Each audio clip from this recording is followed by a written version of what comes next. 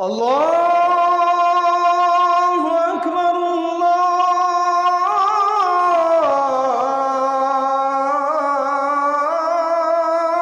আকবার। প্রিয় বোন, যখন আপনি নিয়ত করেছেন স্বামীর বিরুদ্ধে অভিযোগ নিয়ে আসবেন সমাজের সামনে, আপনার যে তালাক হবে এটা কপালে লিখে নিয়ে তারপরে মাঠে নামবেন। আমরা পুরুষ জাতি বড্ড সেনসিটিভ, আমরা সব সহ্য করব, কিন্তু আমার চরিত্রে কেউ আঘাত দিবে, আমাকে কেউ কলঙ্কিত করবে, তার সঙ্গে আমি আজীবন সংসার করব, এটা কষ্টিন কালো সম্ভব হতে পারে না।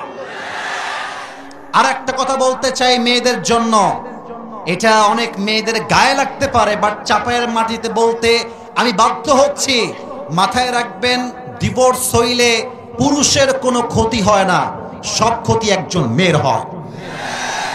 আপনার জন্য একটা বিয়ে জায়েজ, আপনি আমারে ছাড়বেন, আই ডোন্ট কেয়ার। আপনার জন্য একটা বিয়ে জায়েজ, আমার জন্য 4টা বিয়ে জায়েজ। আপনি আমার সঙ্গে বেঈমানি করে 2 পয়সা ক্ষতি করতে পারবেন না, এবং আপনি একবার কলঙ্কিত হয়ে গেলে আপনার পুরো জীবনটাই প্রশ্নবিদ্ধ হয়ে যাবে। 3 নাম্বার কথা বলে আমি আমার ভূমিকার কথার ইতি টানতে চাই, কারণ আমাকে কোরআন থেকে তাফসীর পেশ করতে হবে। I don't have enough time, আমার কাছে খুব লম্বা চড়া সময় নেই। মুরব্বীদেরকে বলবো, যুবকদেরকে বলবো, এমন বংশের মেয়েকে বিয়ে করবে যেই বংশের মেয়ে তার স্বামীর ইজ্জত কি তা বুঝে। আজকে 80% থেকে 90% ডিভোর্স হচ্ছে মেয়ে চরিত্রহীন হওয়ার জন্য, টিকটকার হওয়ার জন্য। আমি কি বলবো, দুঃখের কথা, আমার কলিজা ফেটে যায়। ক্লাস 7 এর মেয়ে 8 এর মেয়ে পার্কে গিয়ে প্রেম করে বেড়ায়, ক্লাস 5 এর মেয়ে টিকটকে উলঙ্গ ভাবে নেচে বেড়ায়। আমার অবাক হয়ে যায় এই কথা বলতে গিয়ে। 18 বছরের আগে নাকি বিয়ে করা যাবে না, কিন্তু যেই মেয়েটা 12 বছর বয়সে, 13 বছর বয়সে ইজ্জত দিয়ে বেড়ায়, তার আইনটা কোথায় আপনারা বানাবেন আমাকে বলেন। আমি আমার ওয়াজে স্পষ্ট ভাষায় বলেছি, বিয়ের ক্ষেত্রে আইন চেঞ্জ করতে হবে। 18 বছর নয়, মেয়ের বয়স হয়ে গেলে চরিত্রবান যুবক দেখে বিয়ে দেওয়া লাগবে। আর মেয়েদেরকে বলবো, বিয়ের সময় আসলে কিছু মেয়ে আছে দেখবেন টাকা পাইলে বুইড়া টাকলার সঙ্গে বিয়ের পিড়িতে বসে যায় না। চাপায় এরকম মেয়ে তো নাই? আছে আছে আছে। প্রিয় বোনেরা, টাকা দেখে বিয়ে করবেন, টাকা পাবেন, বাড়ি পাবেন, গাড়ি পাবেন, বাট মনের শান্তি বলেও তো একটা কথা আছে।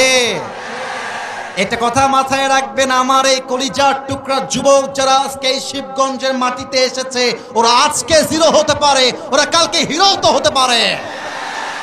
আপনি যে টাকলাকে টাকার জন্য বিয়ে করছেন, আগামীতে এমন একটা দিন আসবে এই যুবকগুলো অফিসের বস হবে, টাকলা তার স্টাফ হয়ে কাজ করবে।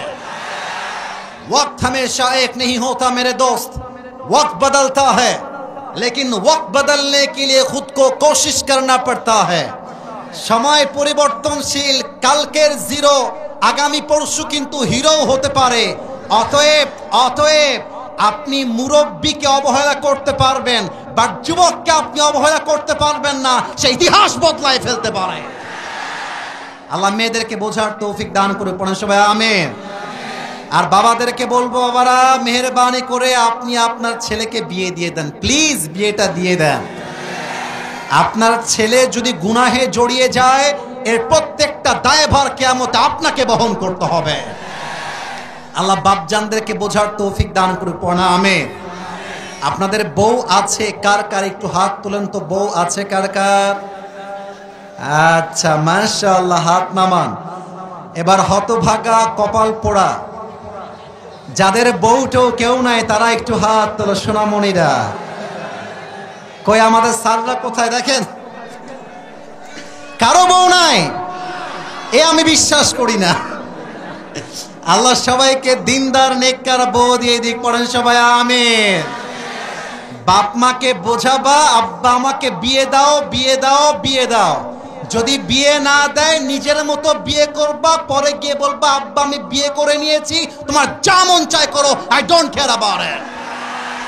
আমার পারমিশনের চাইতে আমার চরিত্র আর ঈমান রক্ষা করা সবচেয়ে দামি বিষয় যুবক ভাই। আসুন আমরা স্লোগান দিব আল্লাহর নামে 3 বার। প্রথম স্লোগান দিবেন আমার বিবাহিত ভাইরা। বিবাহিত ভাইরা একটু কাশি দেন দেখি। দেখা যাক কারা জিতে আজকের এই মাহফিলে। সিঙ্গেলরা চুপ থাকবেন।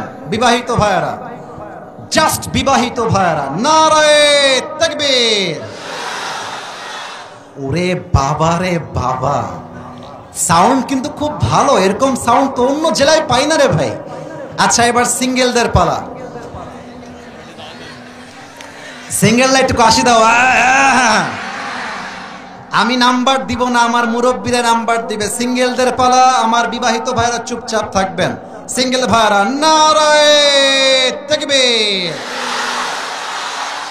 বিবাহিত ভাইরা আমাকে মাফ করে দিবেন। আজকে আমার সিঙ্গেল ভাইরা 30 নাম্বার বেশি পেয়ে পাস করেছে, ঠিক কিনা বলেন?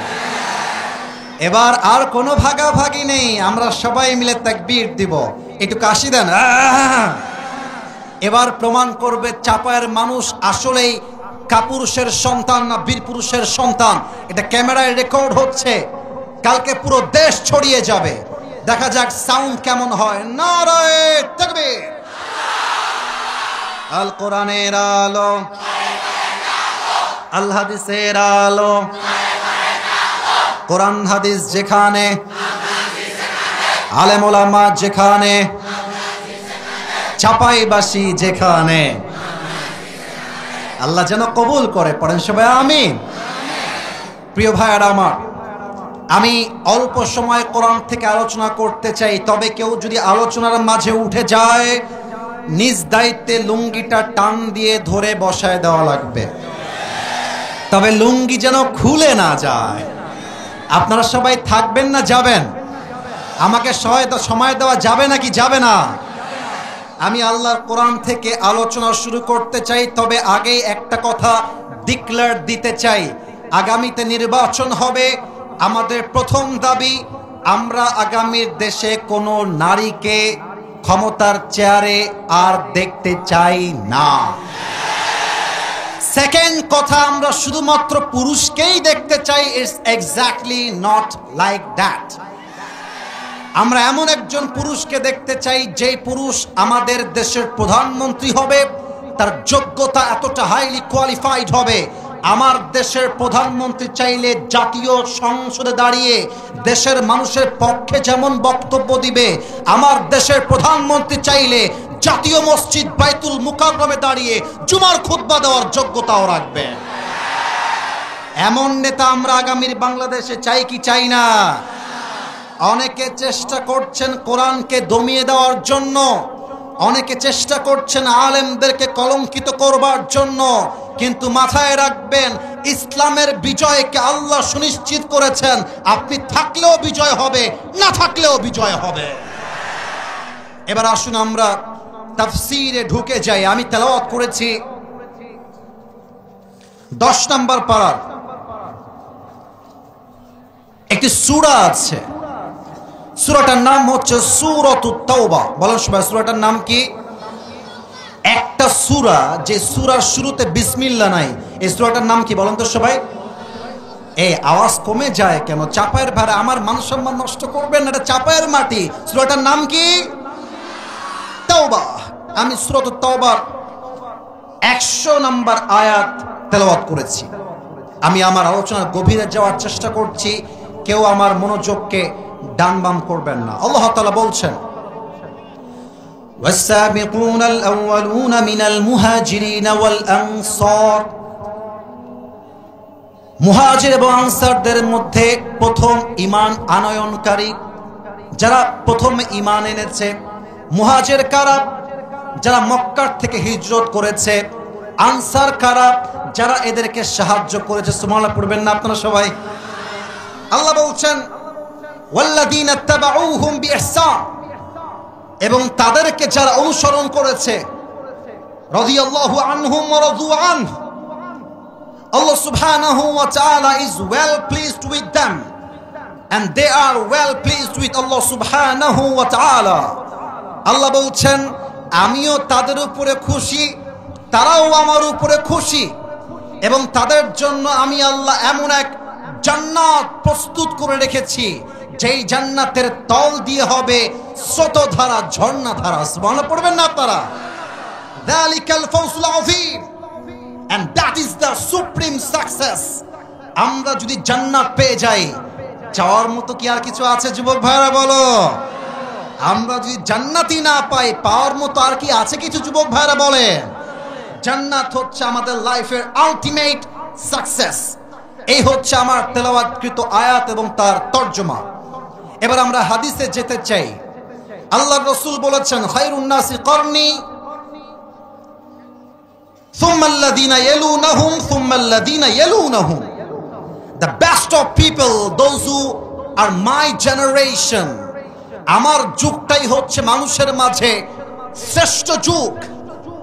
এরপরে তারা যারা তাদেরকে অনুসরণ করেছে অর্থাৎ তাবিঈন, এরপরে তারা যারা তাদেরকে অনুসরণ করেছে তাবিঈ তাবিঈন। সর্বশেষ একটা হাদিসের আরবি বলতে চাই, তরজমা বলে আমি আমার ঘটনার দিকে ফিরে যেতে চাই। কথা কি বোঝা যায় নাকি যায় না? আপনার না বললে আমি বুঝি কেমন করে? বোঝা যায় নাকি যায় না? হাদিস, আল্লাহর রাসূল বলেছেন, আসহাবি কান্নুজুম। আমার সাহাবীরা হচ্ছে নক্ষত্রের মতো, তারার মতো। আমার সাহাবীদের মাঝে যাকেই তোমরা অনুসরণ করবে তোমরা হেদায়েত প্রাপ্ত হয়ে যাবে। সুবহানাল্লাহ পড়েন সবাই। আমি আজকের আলোচনাকে তিনটা ভাগে ভাগ করতে চাই। চাপায়ের ভাইদেরকে অ্যাক্টিভ দেখতে পাচ্ছি। আরে এরা আমার সামনে বসে আছে, বিড়ালের বাচ্চা নয়, সব বাঘের বাচ্চাগুলো আমার সামনে বসে আছে। দেখা যাক এরা আমাকে শেষ পর্যন্ত কতটুকু রেসপন্স করতে পারে। বলেন, আজকের শিবগঞ্জের এই ফুটবল মাঠে আলোচনার বিষয়কে আমরা 3 সেক্টরে শুনতে যাই, 3টা ভাগে শুনতে চাই। এবার বলেন কয়টা? একটু আস্তে হলো যে, বলেন সবাই কয়টা? আমাদের আলোচনার মূল বিষয়বস্তু হচ্ছে সাহাবাদের জীবন ও আদর্শ।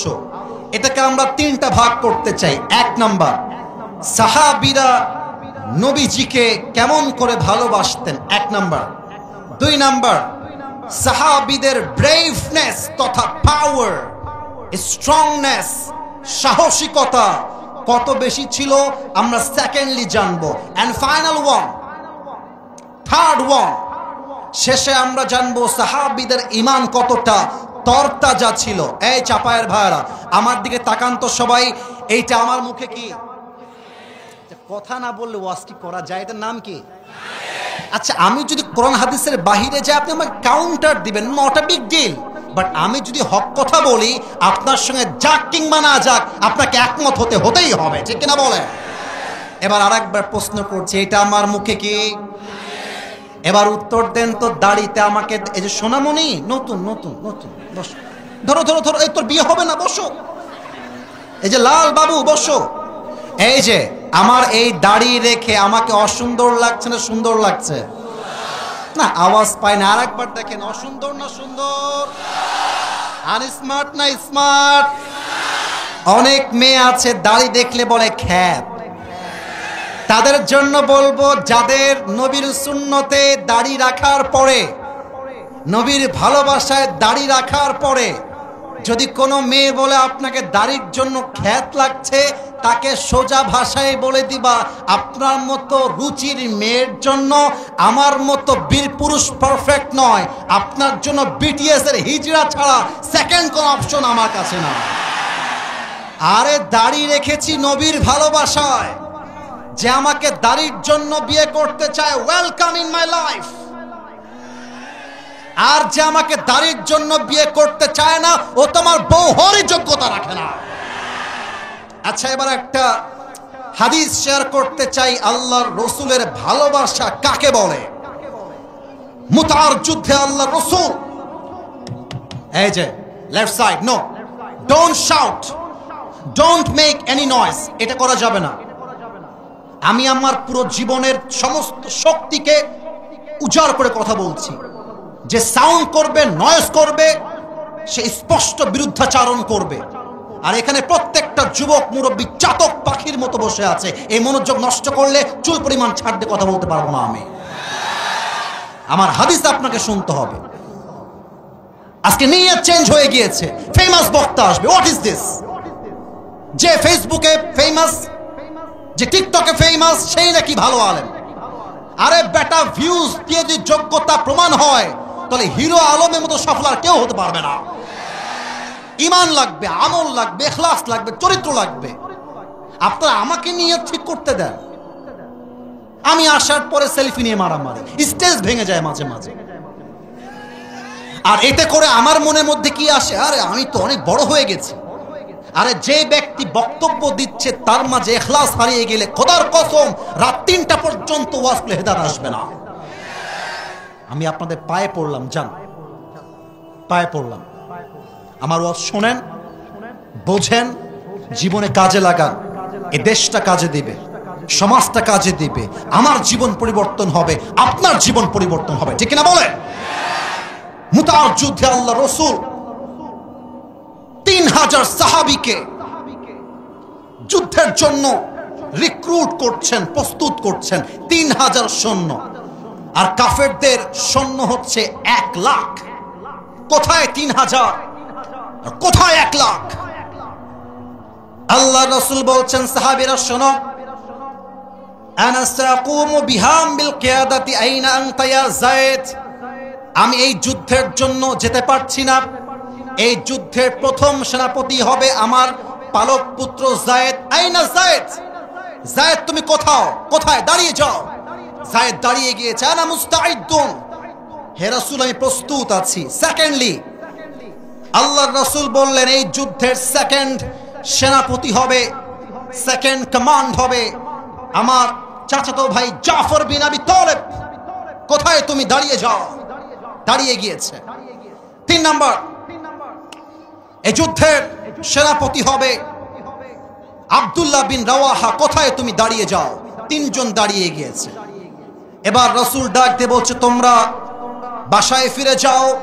ইযহাবু ওয়া সাল্লিমু আলা আহলিকুম, বাসায় গিয়ে বিদায় নিয়ে আসবা, আর বলবা, আম্মা জান, এটাই তোমার সঙ্গে আমার জীবনের শেষ দেখা হতে পারে, আমাকে তুমি ক্ষমা করে দিও, তোমাকে আলবিদা, তোমাকে সালাম। এবার যায়েদ রাদিয়াল্লাহু তাআলা আনহু দাঁড়িয়ে গিয়েছেন। আয় আল্লাহ, রাসূলের ভালোবাসা কাকে বলে আমি কেমন করে বোঝাই? ডাক দিয়ে বলছে, ইয়া রাসূলুল্লাহ, আমার তো যাওয়ার মতো কোনো জায়গা নেই। আপনি আমার বাবা, আর আমার আম্মা জান আয়েশা ঘর থেকে শুনেছেন আমাকে যুদ্ধের জন্য কমান্ডো হিসেবে চুজ করা হয়েছে। আমার যাওয়ার কোনো জায়গা নাই। আপনি এখনই বললে আমি এখনই শহীদ হওয়ার জন্য প্রস্তুত আছি। আল্লাহু আকবার। এবার জাফর বিন আবি তালেব বাসায় এসেছে। ডাক দিয়ে বলছে, বিবি আমার,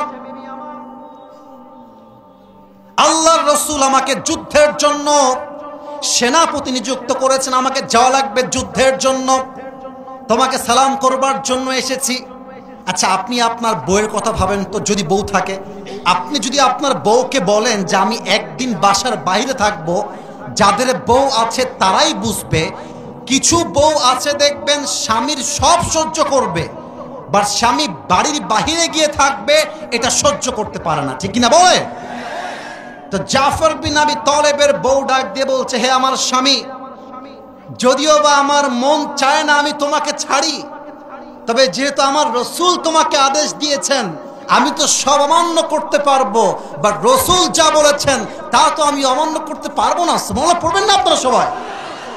এবার আসেন হাদিসের মেইন পয়েন্টে, একদম সাবজেক্ট ওয়াইজ বুঝাচ্ছি। কিন্তু এবার বউ হাত তুলেছে স্বামীর সামনে। আমি ওয়াজগুলো আমার দিল থেকে করতে চাই। আমি যুবকদেরকে বোঝাতে চাই, মেসি তোমার আদর্শ নয়, রোনালদো তোমার আদর্শ নয়, শাহরুখ খান তোমার আদর্শ নয়, কোন ক্রিকেটার, ফুটবলার কেউ তোমার আদর্শ নয়। তোমার আদর্শ সাহাবায়ে কেরাম রাদিয়াল্লাহু তাআলা আনহুম, ঠিক কিনা বলো?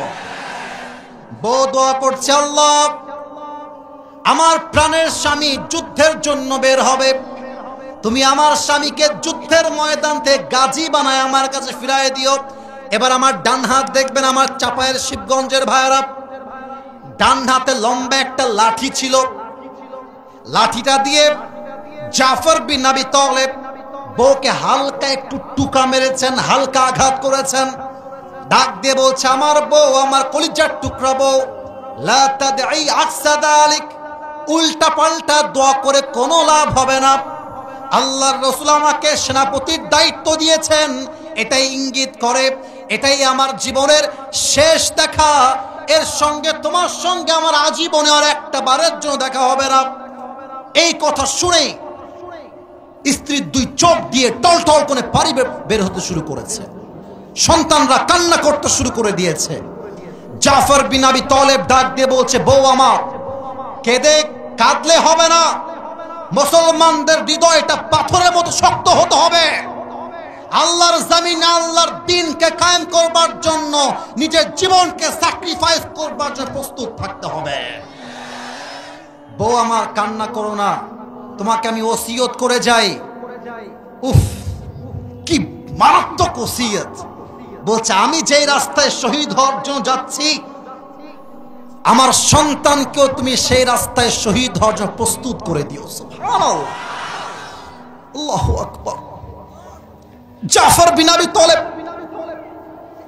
বাড়ির থেকে বের হয়ে যাচ্ছেন, দুই সন্তান জাফর বিন আবি তালেবের পাটা এমনি জড়িয়ে ধরেছে, আব্বা তুমি যেও না, আব্বা তুমি গেলে আমরা বাঁচবো কেমন করে?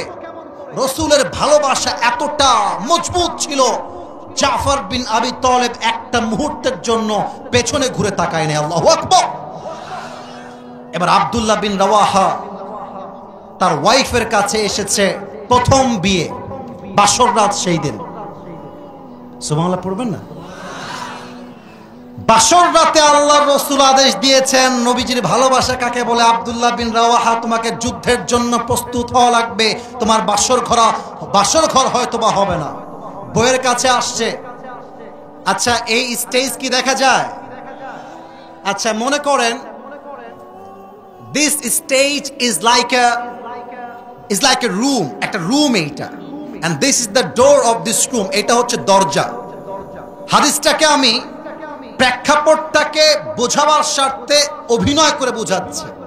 আব্দুল্লাহ বিন রাওয়াহা গেটের এখানে আসছে, আর বউ তার ঘরের ভেতরে বাসর ঘরে বসে বসে কোরআন তেলাওয়াত করতেছে। বিশ্বাস করেন, এই সুবহানাল্লাহ চাপায়ের সুবহানাল্লাহ হতেই পারে না, না এটাও হইতে পারে না। আর একবার পড়ুন সুবহানাল্লাহ সবাই। আব্দুল্লাহ বিন রাওয়াহা ডাক দিয়ে বলছে, প্রাণের বিবি আমার, কোরআন তেলাওয়াত সামান্য সময়ের জন্য বন্ধ করে কয়েকটা কথা বলতে চাই। কোরআনটা বন্ধ করে দিয়েছে। বলছে, কি বলবেন প্রাণের স্বামী, বলেন। আব্দুল্লাহ বিন রাওয়াহা বলছে, বউ তোমার সঙ্গে আমার বিয়ে হয়েছে ঠিক আছে, কিন্তু একটা পলকের জন্য তোমার চেহারাটা আমি দেখতে পারি নাই। আল্লাহর রাসূল আমাকে যুদ্ধের জন্য সেনাপতি হিসেবে নিযুক্ত করেছেন, আমাকে যুদ্ধের জন্য প্রস্তুত হতে হবে, হয়তোবা তোমার সঙ্গে আমার আজীবনেও আর দেখা হবে না, তুমি আমাকে মাফ করে দিও। কিয়ামতের কঠিন দিনে আমি স্বামী হিসেবে কোন হক তুমি আমার কাছে চেয়ে বসো না। সুবহানাল্লাহ পড়বেন না আপনারা?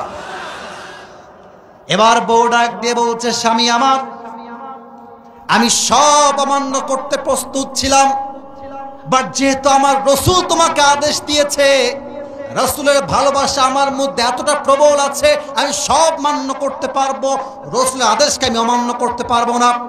তবে একটা কথা বলতে চাই স্বামী আমার, আমি মদিনার একজন সুন্দরী যুবতী নারী, আমি আপনার বউ হয়ে ঘরে এসেছি, আমি তো আমার স্বামীকে একটা পলকের জন্য দেখতে পারি নাই। ও আমার প্রাণের স্বামী, আপনি জাস্ট একটা বারের জন্য ঘরে আসেন, আমি আপনাকে একটা পলক দেখতে চাই।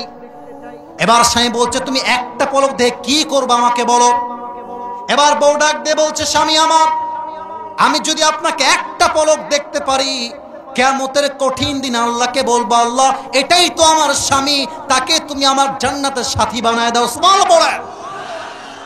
আব্দুল্লাহ বিন রাওয়াহা ডাক দিয়ে বলছে, ও আচ্ছা এই কথা, তুমি কিয়ামতের দিন আমাকে খুঁজে বের করতে চাও? ও আমার বউ, শুনে রাখো, আমি যে আল্লাহর জন্য, যেই দ্বীনের জন্য আমার বুকের তাজা রক্ত দিয়ে শহীদ হওয়ার জন্য যাচ্ছি, সেই আল্লাহ তাআলা কিয়ামতের দিনে তোমাকে আমাকে স্বামী হিসেবে পরিচয় করে দিবে। সুবহানাল্লাহ বলেন। যুদ্ধের জন্য তারা বের হয়ে গেল। আপনারা বলবেন, হুজুর আপনি এত ঘটনা থাকতে হাদিসের ঘটনা থেকে যুদ্ধের ঘটনাই কেন বলছেন? আমি বলছি এই জন্য, আমাদের দেশটা সেকেন্ড টাইম স্বাধীন হয়েছে কবিতা দিয়ে নয়, ভিডিও দিয়ে নয়, কন্টেন্ট দিয়ে নয়, বুকের তাজা রক্তটা যুদ্ধের মাধ্যমে এ দেশটা স্বাধীন হয়েছে। এখন অনেকে বলে ছাত্ররা নাকি কিছুই করে নাই, ওদের কোনো ক্রেডিট নাই। আরে এই ধামাল যুবকরা রাস্তায় নেমে রক্ত দিয়েছে বলেই আজকে আমি আসিফ হুজুর স্বাধীনভাবে কথা বলতে পারছি। আপনারা আমার কথায় রাগ করবেন, তবু আমি বলতে বাধ্য হচ্ছি। এটা যদি 5 আগস্টের পূর্বে হতে পারতো এমন যে আমি বক্তব্য দিচ্ছি, এর মাঝে কোনো কুলাঙ্গার এসে আমার মাইকটা এমনি কেড়ে। তো আজকে আসেন না। আপনি যদি আজকে তাফসীর মাহফিলে বাধা দেন দলের নাম করে, বাপের নাম করে, আপনার পিঠের চামড়া একটাও থাকবে না। দেশটা এমনি স্বাধীন হয় নাই, যুদ্ধের মাধ্যমে স্বাধীন হয়েছে। যুদ্ধ শুরু হয়ে গেল। যায়েদ রাদিয়াল্লাহু তাআলা আনহু কয়েকশো কাফেরকে আঘাত করে, কয়েকজনকে হত্যা করে তিনিও শহীদ হয়ে গেলেন। এবার সময় আসছে জাফর বিন আবি তালেবের। এটা আমার বাম হাত না ডান হাত? এদিকে দেখান সবাই। এটা আমার ডান হাত। এটা আমার কি হাত? ড্রোনের মতো উড়বে। তোমরা গ্রামের চাচাতো ভাইয়ের মতো অভিনয় করতে যেও না। আমরা চাপায়ের সন্তান, we are the smart people. আরে ড্রোন কেন? কোটি টাকার ক্যামেরা থাকলেও আমার দেখার টাইম নাই, চাপায়ের ছেলে। ওকে ওর মতো উঠতে দাও, তুমি আমার দিকে তাকাও। এটা আমার বাম হাত না ডান হাত? তাহলে এবার যুদ্ধটাকে অভিনয় করে বোঝাতে চাই হাদিসের ভাষায়। জাফর বিন আবি তালেব জীবন দিয়ে যুদ্ধ করছেন। যুদ্ধ করতে করতে হঠাৎ করে তরবারিটা জমিনে পড়ে গিয়েছে। আমার 2 হাত দেখা যায় নাকি যায় না? একটু জোরে বললে ওয়াজটা ভালো হবে। দেখা যায় কি যায় না? এবার জাফর বিন আবি তালেব ডান হাতটা দিয়ে তরবারি তুলতে যাবেন, ডান পাশ থেকে একটা কাফের একটা কোপ দিয়েছে। একটা কোপে কবজিটা কেটে জমিনে পড়ে গিয়েছে। এবার বাম হাত দিয়ে তুলতে গেছে, বাম হাতে কোপ দিয়েছে, বাম হাতটা কেটে জমিনে পড়ে গিয়েছে। এবার জাফর বিন আবি তালেব, ঈমান কাকে বলে? Not a big deal, not a big deal. আপনি অন করে দেন, সমস্যা নেই। এবার জাফর বিন আবি তালেব 2 হাত কেটে গিয়েছে। এই 2 হাতের কাটা অংশ দিয়ে ইসলামের পতাকাকে এমন করে বুকের সঙ্গে আঁকড়ে ধরেছেন। সুবহানাল্লাহ বলবেন না আপনারা? আর ডাক দিয়ে বলছে, হে সাহাবা একরাম, তোমরা সাক্ষী থেকো, আমার দেহে 1 ফোঁটা রক্ত থাকা অবস্থায় ইসলামের পতাকা আমি উঁচু করে ধরে রেখেছি, জমিনে পড়তে দেই না। আল্লাহু আকবার। এবার আব্দুল্লাহ বিন রাওয়াহা এবং আবু উবাইদা রাদিয়াল্লাহু তাআলা আনহু দৌড় দিয়ে আসলেন। ইসলামের পতাকাকে উঁচু করতে হবে আকাশের দিকে। এসেই দেখছেন ইসলামের পতাকা উঁচু করতে হবে না, আগের থেকে ইসলামটা বিজয় হয়ে তার পতাকা আকাশের দিকে পতপত করে উঠছে। আব্দুল্লাহ বিন রাওয়াহা বলছে, হাউ কাম ইট পসিবল? কে ইসলামের পতাকাকে উড্ডীন করলো? কে উড়াই দিল বিজয়ের পতাকা? কে সেই সাহাবী? কাছে গিয়ে দেখছে অবাক করা বিষয়। আচ্ছা প্রিয় ভাইরা, আমার হাতে এখানে যে কোরআনটা রাখা আছে, দেখা যায় নাকি যায় না? আচ্ছা এই বোতলটা দেখা যায় নাকি যায় না? আমি কেন বলছি? Let me give you a real example. এটা হচ্ছে জাফর বিন আবি তালেবের পা। জাস্ট অ্যান এক্সাম্পল, উদাহরণ দিচ্ছি। এটা জাফর বিন আবি তালেবের কি? এই পা 2টা কেটে এই দিকে পড়ে আছে।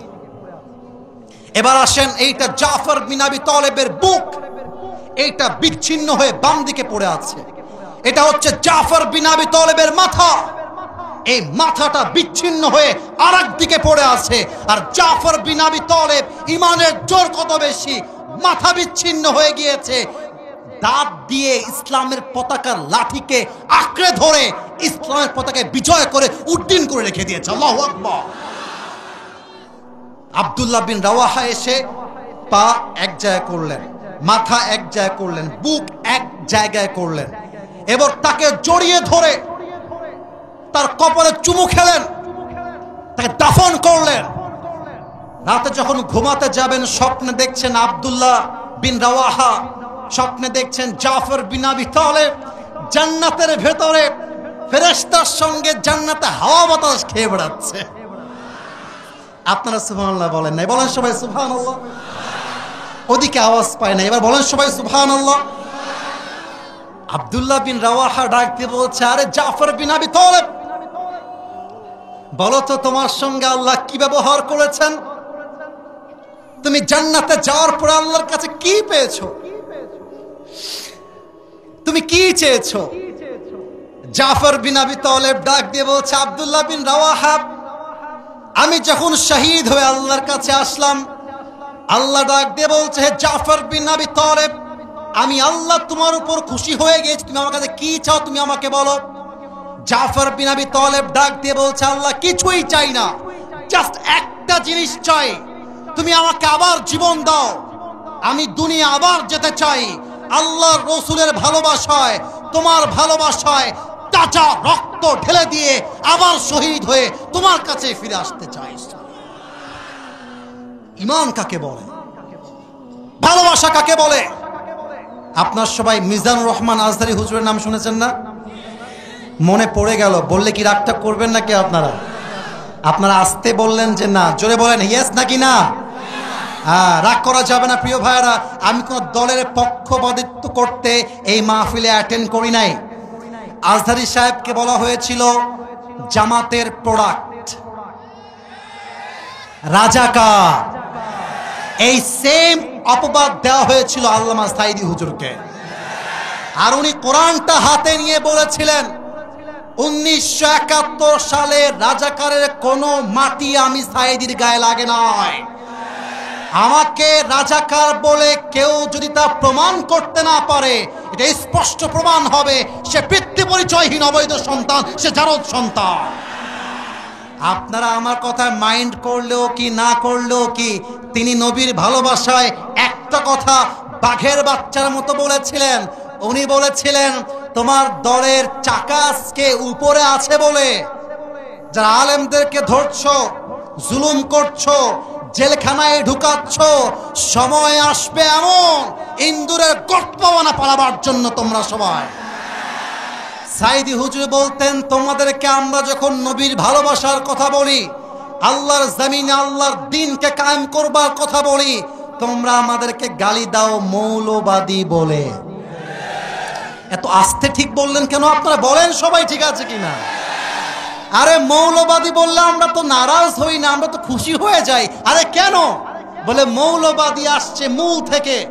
মূল মানে কোরআন, মূল মানে হাদিস, মূল মানে আল্লাহ তাআলা, মূল মানে হিজ লাস্ট মেসেঞ্জার মুহাম্মদ সাল্লাল্লাহু আলাইহি ওয়াসাল্লাম।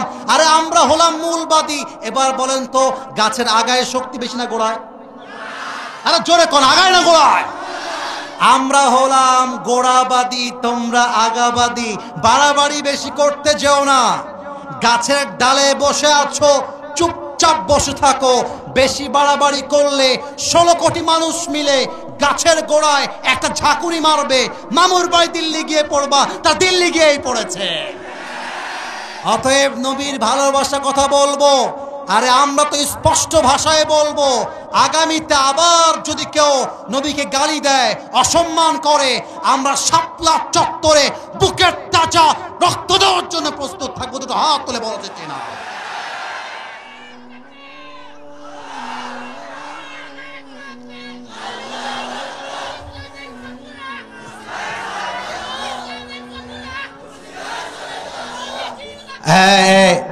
আমি তাকবীর দিচ্ছি, আওয়াজটা পছন্দ হয় না। আরে মিয়া কথা বলবেন, বাঘের বাচ্চার মতো পুরো দেশটা কেঁপে উঠবে। আমার সঙ্গে দেন তাকবীর, নারায়ে তাকবীর, নারায়ে তাকবীর। প্রিয় ভাইরা আমার, এসেছি এখানে আমি 10:42-এ, এখন বাজে 10:42, এখন বাজে 11:42-এর কাছাকাছি। একটা কথা জিজ্ঞেস করবো, কোনো ওয়াজ শেষ করছি তা না। আমার ফর্মে দেওয়া আছে যে আমি সব জায়গাতে 1 ঘন্টা। তোর বিয়ে হবে না, তুমি কি ভেবেছ আমি দেখতে পাবো না? আমি চশমা পরে আছি যে, উঠা যাবে না বে, বসে থাকতে হবে। প্রিয় ভাইয়েরা, আমার নিয়ম হচ্ছে 1 ঘন্টার বেশি আমি ওয়াচ করব না, ফর্ম দেওয়া আছে। তবে সব জায়গায় নিয়ম কানুন দিয়ে ওয়াজ হয় না, মাঝে মাঝে ভালোবাসা দিয়েও তো হিসাব করতে হয়, ঠিক কি না? তো আমার ওয়াজ কি বোঝা যায় না কি যায় না? আমরা বলছিলাম নবীজির ভালোবাসা। আর একটা ছোট্ট কথা এর সঙ্গে সমসাময়িক অ্যাড করতে চাই। কিছু মেয়ে আছে দেখবা বোরকা পরেই পার্কে গিয়ে প্রেম করে বেড়ায়। নাই নাই, আর আমি ভুল বলেছি তো? ভুল বললাম না ঠিক বললাম? বলো। বোরকা এমন ভাবে পরে দেখলে মনে হবে ये तो अभी के अभी जन्नत से भाग के दुनिया में आई है। বাবা রে বাবা, হাতে মোজা, পায়ে মোজা, মুখ ঢাকা, চোখ ঢাকা, কিন্তু একটা বোরকাওয়ালি মেয়ে 4টা ছেলেকে নাকের ডগায় দই লাগায় ঘুরায় বেড়ায়। আমি মাঝে মাঝে বলি বোরকা পড়লে নবীর ভালোবাসার প্রমাণ হয় না, বোরকা পড়লেই দিনদার হওয়া যায় না। আরে দিনদার হওয়ার জন্য চরিত্রের প্রয়োজন হয় যুবক ভাই। আরো ছোট্ট একটা কথা অ্যাড করতে চাই নানি, চাচি, দাদিদের জন্য। তারা জিকিরও করে, নামাজও পড়ে, হিজাবও পড়ে, নবীর ভালোবাসার কথা শুনতে তারা রাজিও আছে, কিন্তু তারা আবার স্টার জলসা দেখে, হিন্দি সিনেমা দেখে, নাটক দেখে, গান দেখে, বিভিন্ন ওয়েব সিরিজ দেখে বেড়ায় যুবক ভাইরা। অতএব শুধুমাত্র নবীরে ভালোবাসি, নবীকে ভালোবাসি, ওই জিলাপি খাওয়া ভালোবাসা হলে চলবে না। আর নবীর জন্য তাজা রক্ত দেওয়ার জন্য প্রস্তুত থাকতে হবে। 1 নাম্বার, বলেন তো সাহাবীদের হৃদয়ে নবীর জন্য ভালোবাসা কম ছিল না বেশি ছিল? 2 নাম্বার সাবজেক্ট ছিল বাহাদুরি এবং সাহসিকতা। আপনাদেরকে পরীক্ষা করতে চাই এখন। পরীক্ষা হবে, হাত তুলতে হবে না, হাত নিচে রাখেন। পরীক্ষা। বেঁধে গেলে জরিমানা নাই, বেঁধে গেলেও ভালোবাসা, উত্তর দিলেও ভালোবাসা। আর এসেছি ভালোবাসা দেওয়ার জন্য আর ভালোবাসা নেওয়ার জন্য, ঠিক কিনা বলে? আচ্ছা বলেন তো চাপায়ের শিবগঞ্জের ভাইরা, আমার নবীর সব মেয়েদের মাঝে নবীজি কোন মেয়েকে বেশি ভালোবাসতেন? খাদিজা তো নবীজির ওয়াইফ। আমি নবীজির মেয়ের কথা, ভুল হলো সমস্যা নাই। ফাতেমা রাদিয়াল্লাহু তাআলা আনহা, কে বলেছে একটু হাত তুলো তো? মাশাআল্লাহ। এবার সবাই উত্তর দিবেন। বলেন তো আমার নবী সবচেয়ে কোন মেয়েকে বেশি ভালোবাসতেন? ফাতেমা। আস্তে আওয়াজ পেয়েছি, আবার উত্তর চাই, কোন মেয়েকে ভালোবাসতেন? ফাতেমা রাদিয়াল্লাহু তাআলা আনহা। সেকেন্ড কোয়েশ্চেন, বলেন তো এত এত সাহাবী, এত এত সাহাবী, বাট আমার নবী ফাতেমার বিয়ে কার সঙ্গে দিয়েছেন? MashaAllah. That's the right answer. Amazingly appreciated. Last question. শেষ ভালো যার? বলেন না শেষ ভালো যার? বলেন তো তাদের পরিবার থেকে 2 জন সন্তান পৃথিবীতে আগমন ঘটেছিল। 1 হাসান, 2 নাম্বার 1 হাসান, 2 নাম্বার। এবার আসেন হাদিসের মূল চ্যাপ্টারে যাই। এই যুবক ভাইরা, পুরুষ মানুষের আসল পরিচয় তার চেহারার মধ্যে নেই, তার জামার মধ্যে নেই, তার বডির মধ্যে নেই। পুরুষের আসল চেহারা বর্তমান যুগে তার যোগ্যতায় আছে আর তার পকেট ভর্তি টাকার ভেতরে আছে। আমরা পুরুষরা হলাম টাকার মেশিন। টাকা দিবেন, আপনার বউ বলবে আই লাভ ইউ, মা বলবে এরি আমার বেটার মতো বেটাই হবে না বে। টাকা দিবেন, আপনার বোন বলবে আমার ভাইয়ের মতো ভাই হয় না রে। টাকা দিবেন, আপনার ভাই বলবে আমার ভাইয়ের মতো কোনো ভাই হয় না রে। টাকা উড়াইবেন, এলাকার লোক বলবে he is really able to be a good leader, এই তো নেতা হওয়ার যোগ্য। টাকা থাকলে মানুষ সুদখোরকেও স্যালুট করতে বাধ্য হয়। এই সমাজের বাস্তব কথা এইটা। পুরুষের টাকা আছে, দাম আছে, পুরুষের টাকা নাই, 4 পয়সাও দাম নাই। আর আমি বলি প্রবাসীরা হচ্ছে সবচাইতে বড় টাকার মেশিন। আপনি কি বুঝে ঠিক বললেন না বুঝে ঠিক বলছেন? কোনটা? আমি কথা ভুল বললাম না ঠিক বললাম? বলেন না আপনারা। প্রবাসীর কাছে যত ডিমান্ড করে, একটা প্রবাসীকে মানুষ নয়, ওকে জানোয়ার হিসেবে ট্রিট করা হয়। আমি বলতে চাই পুরুষ মানুষ যা সুন্দর হলেই হয় না, তার যোগ্যতা থাকতে হয়, তার সাহস থাকতে হয়, ঠিক কিনা বলো? আরে আলীকে দেখো তোমরা সবাই, মেয়ে পছন্দ হয়েছে, বাপকে সরাসরি গিয়ে অ্যাটাক, আপনার মেয়েকে আমি বিয়ে করবো। সুবহানাল্লাহ বলবেন না আপনারা? এখন দেখেন আজকালকার যুবকরা রাস্তাঘাটে মেয়ে দেখলে লাইন মারতে চায়। মুরব্বী আপনি রাগ করবেন না, আরে বেটা তুই মরদ মানুষ হলে লাইন মারবি কেন? তুই মেয়ের বাপকে গিয়ে বলবি আমি আপনার মেয়েকে বিয়ে করতে চাই, দিবেন নাকি দিবেন না তাই কম। আচ্ছা এখন যদি কোনো মেয়ে না করে দেয়, ছেঁকা খেয়ে বেকা হয়ে যেও না। আরে চাপায়ে মেয়ে আছে তা নয়, রাজশাহীতেও মেয়ে আছে, গোদাগাড়িতেও মেয়ে আছে, ঢাকাতেও মেয়ে আছে, রংপুরেও মেয়ে আছে, বরিশালেও মেয়ে আছে, সিলেটেও মেয়ে আছে। তোমার মতো মেয়ে আমাকে ছাড়লে আমার 2 পয়সা পরোয়া নাই, ছেঁকা খাইলে তুমি খাবা, আমার প্রশ্নই তো ওঠে না।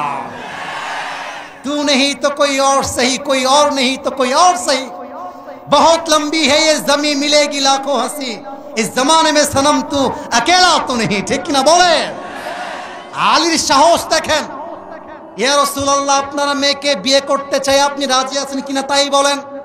নবীজি বলছে আরে আমি কি বলবো, আলীর সঙ্গে ফাতেমার বিয়ে হবে, এটা তো আল্লাহর পক্ষ থেকে সিদ্ধান্ত ফাইনাল। সুবহানাল্লাহ বলেন। এবার দেখেন উহুদের যুদ্ধের পরে, বদরের যুদ্ধের পরে কাফেররা মদিনায় অ্যাটাক করলো। আচ্ছা এখানে আমার যদি ভুল না হয়, আই এম সরি, এটা একটু বিরতি দিয়ে বলতেছি, আমার মনে হয় এখানে 90% বেশি আমার যুবক ভাইয়েরাই মাহফিলে এসেছে, আর 10 ভাগ আমার এই যে সম্মানিত আব্বাজান সামনে ডানে কিছু আছেন। এখন যদি রাজশাহীর থেকে কথা বোঝা যায় নাকি যায় না? জোরে বলেন যায় কি যায় না? এক ছেলে এসে বলল এই চাপায়ের শিবগঞ্জে কে আছিস, আমার সঙ্গে যুদ্ধ করবি, আয় বের হয়ে আয়। আপনি গেলেন মারামারি করবেন, এখন গিয়ে দেখেন ওর হাতে একটা গান আছে, গান মানে গুলি, আপনি সামনে আগাবেন 1 ধাপ, পেছনে ফেলবেন 10 ধাপ। বলেন কথা ঠিক আছে কিনা, বলেন বলেন বলেন। অ্যাটাক করতে আসছে কাফেরের নাম হচ্ছে আমর বিন মারহাব। এই মদিনার মুসলমান কাদের সাহস আছে, আমার সামনে আয়, যুদ্ধ করে দেখা, কোন বাপের বেটা আছিস, কে তার মায়ের দুধ পান করেছিস, আমার সামনে আয়। সব সাহাবা একরাম চলে আসছে, নবীজিও আছে, কিন্তু কেউ সামনে যায় না। আলীর বয়স কম, হাদিসটা বুঝে নেন, জেনে নেন। বলছে ইয়া রাসূলুল্লাহ আমি রাজি আছি, আমাকে সুযোগ দেন। আরে তুমি বসো, তুমি তো বাচ্চা মানুষ, বসো। মাঝে মাঝে আমরা মজা করে বলি ছোট মরিজের বসে গেছে, আলী বসে গেছে, নবী বলেছে তো বসে গেছে। আবার বলছে কে বাপের বেটা আছিস, আয় আমার সামনে দাঁড়া, কেউ দাঁড়ায় না, আবার আলী দাঁড়িয়ে গিয়েছে। নবীজি বলছে আলী বসো, বয়স কম বসো।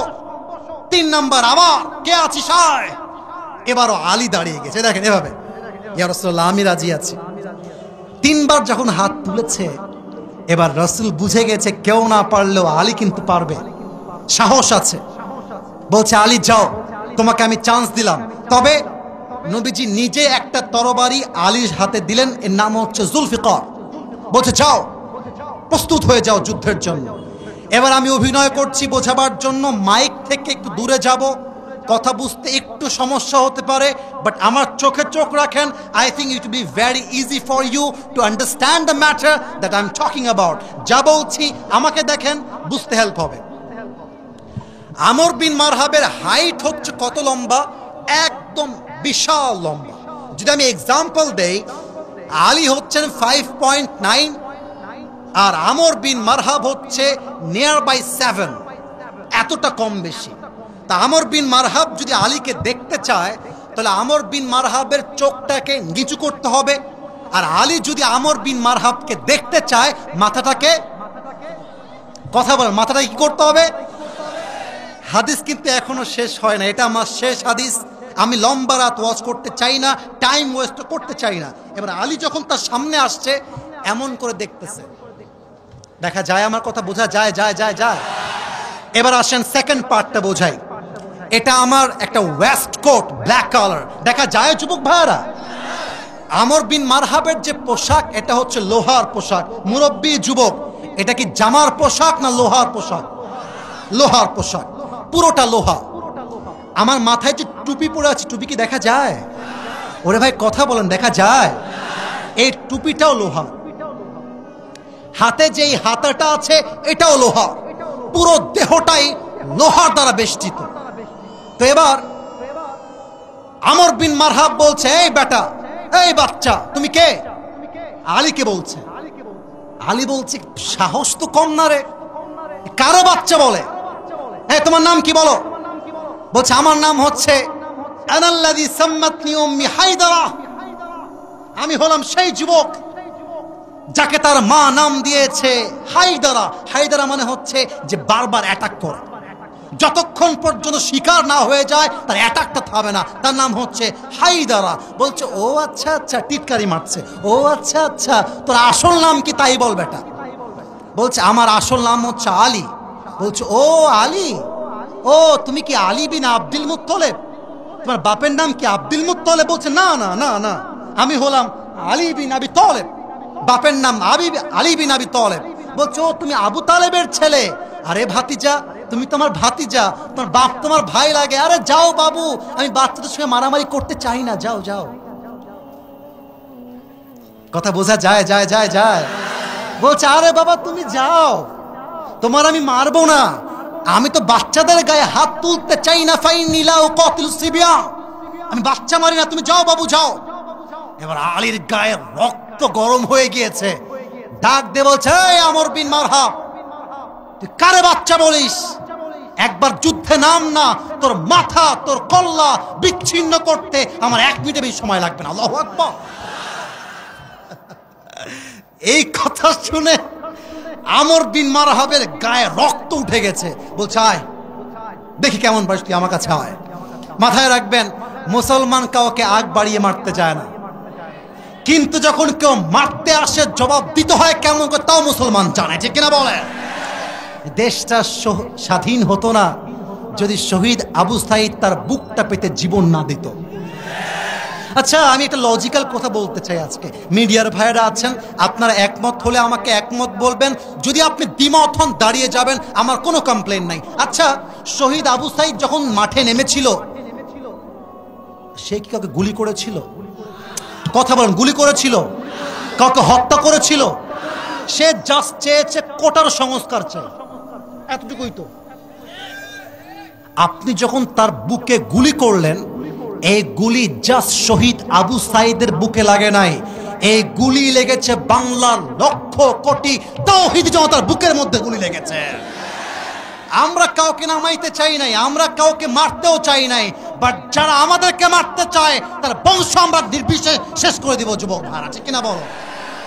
আলী বলছে, আরে আমরা কাউকে মারি না, আগে তুই মারতে আয়, আগে তুই মার। এবার আমর বিন মারহাব 2 হাত দিয়ে তরবারি ধরেছে এমন করে। আচ্ছা, যুদ্ধের সময় যখন তরবারিতে আঘাত করা হয়, যুদ্ধের কৌশলটা হচ্ছে 2 পা এক করতে হয়, যাতে করে লাফটা দিলে হাতে শক্তি বেশি পাওয়া যায়। এবার আমর বিন মারহাব 2 হাতে তরবারিটা তুলে একটা লাফ দিয়েছে, একটা কোপ দিয়েছে আমর বিন মারহাব আলীর ডান কাঁধে। আলী বিন আবি তালেব সমস্ত সাহসিকতা দিয়ে নারায়ে তাকবীর আল্লাহু আকবার বলে ঢালটা এমন করে ধরেছেন যে আঘাতের জন্য পুরো দেহ বিচ্ছিন্ন হওয়ার কথা, ওই আঘাতটা আলীর দেহে 1 চুল পরিমাণ স্পর্শ করতে পারে নাই।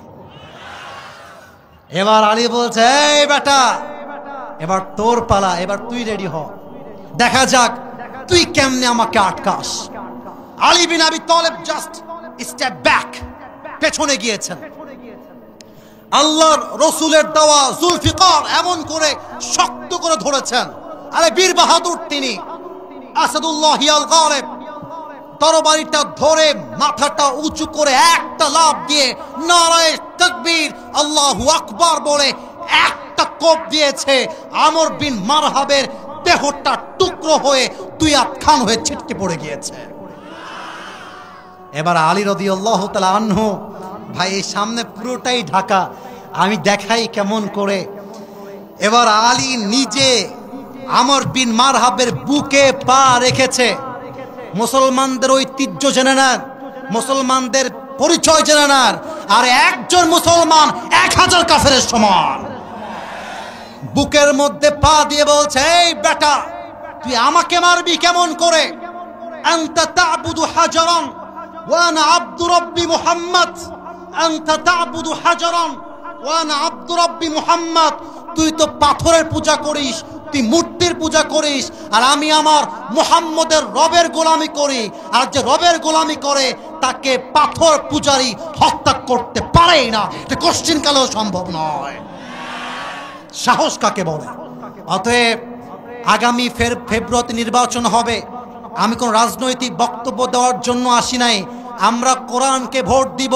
যারা আমাদেরকে দমে দেওয়ার জন্য আসবে, বুঝতে হবে আল্লাহর জমিনে আল্লাহর রাজ কায়েম হবে। তুমি থাকলেও হবে, তুমি না থাকলেও হবে, ঠিক কিনা বলে? এবার দুই হাত তোলেন সবাই, সবাই দুই হাত তোলেন। কেউ যেন বাদ না যায়। সবাই দুই হাত, একটু কাশি দেন দেখি সবাই। ডানে একটু সাউন্ডটা কম পেয়েছি। আমি একটা ওয়াদা করাবো, সময় শেষ, আমি জানি, বুঝে গিয়েছি। বলেন সবাই হুজুর। আওয়াজটা কমে গেল যে ভাই, বলেন হুজুর। আর একটু জোরে হুজুর। আমরা চাপায়ের সন্তান, আপনাকে ডানে আওয়াজ নাই, ডানে আওয়াজ নাই, আপনাকে ওয়াদা দিলাম, দোয়া না করে আমরা কেউ বাসায় ফিরে যাব না। বলেন সবাই ইনশাআল্লাহ।